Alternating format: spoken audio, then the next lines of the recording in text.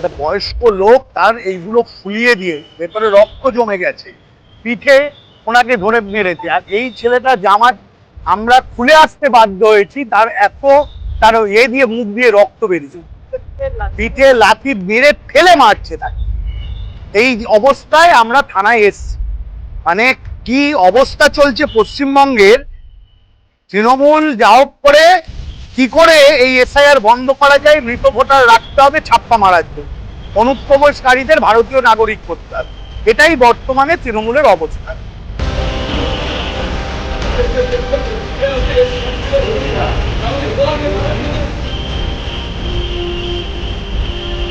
তিনটের সময় উনি বেরোবেন, আমাকে আসতে বলেছেন। আমি যথারীতিভাবে আমার BLA-2 এর যে ফর্ম আছে, ফর্ম নিয়ে আমি ওনার বাড়িতে গেছি। ওনার বাড়ির সামনে দেখি TMC-র হারমাত বাহিনী 10-12 জন ছিলেন। তো আমি ওনার বাড়ি থেকে যাওয়ার পরে উনি ডেকেছেন, আমাকে গেছি, গিয়ে বললাম যে ম্যাডাম আমি এসছি। উনি বললো আচ্ছা ঠিক আছে। ওনার বাড়ি থেকে বেরিয়ে আমি কিছুটা দূরে গেছি, উনি 50টা কাগজ বের করেছেন, বের করে 25 জনের নাম উনি পাচ্ছেন না, আমার হাতে দিয়েছেন।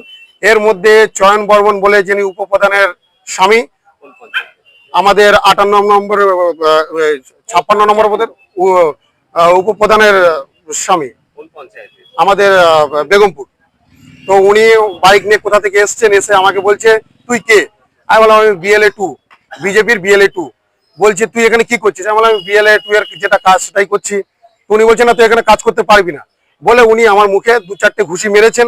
মারার পরে ধাক্কা মেরে ফেলে দিয়েছেন, ফেলে দিয়ে আমাকে লাথি ঘুষি যেটা আর কি হয় সেরকম লাথি ফাতি মেরেছেন।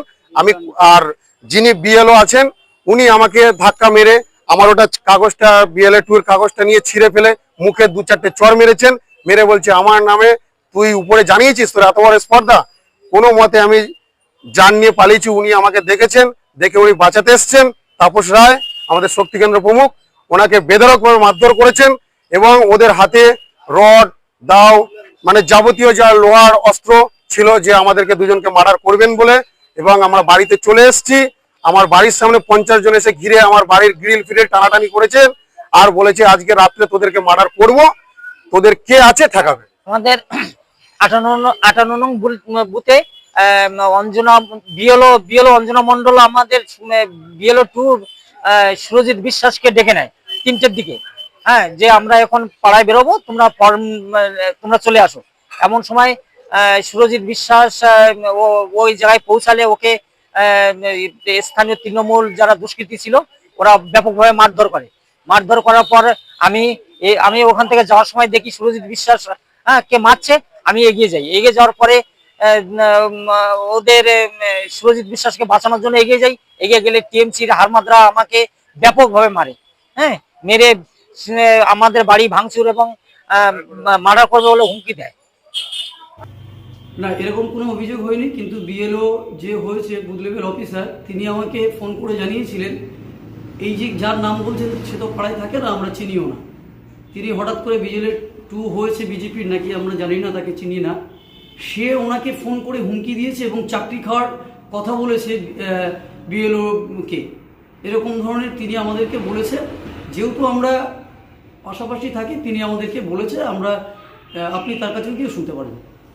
ফলে আপনার বিরুদ্ধে যে অভিযোগটা উঠছে সেটা কি আপনি কি মানছেন? না, আমাদের ওরকম কোনো ব্যাপার না।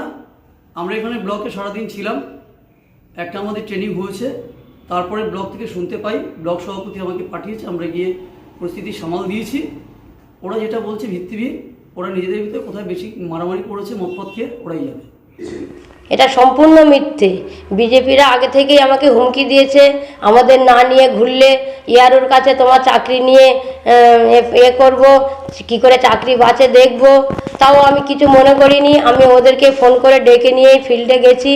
তারপরে ওরা আমার কাছে মিথ্যে অভিযোগ করে ফেসবুকে লিখেছে আমি নাকি ওদের আই কার্ড ছিঁড়ে দিয়েছি, চড় মেরেছি। এটা সম্পূর্ণ মিথ্যে, আমি কিছুই করিনি। খালি মিথ্যে অভিযোগ দিয়ে ওরা আমার নামে ফেসবুকে লিখে ছেড়েছে। আমার নাম অঞ্জনা মণ্ডল, আমি 58 পাটের BLO, বারুইপুর পূর্ব।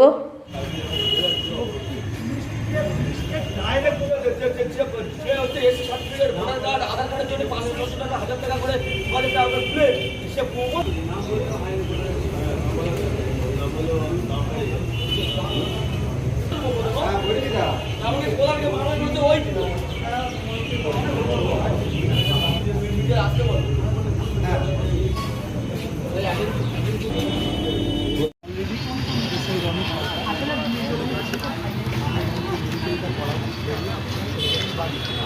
কোনো রকম সমস্যা হলে আমার নাম্বার আপনারাও আপনারাও আমার মোবাইল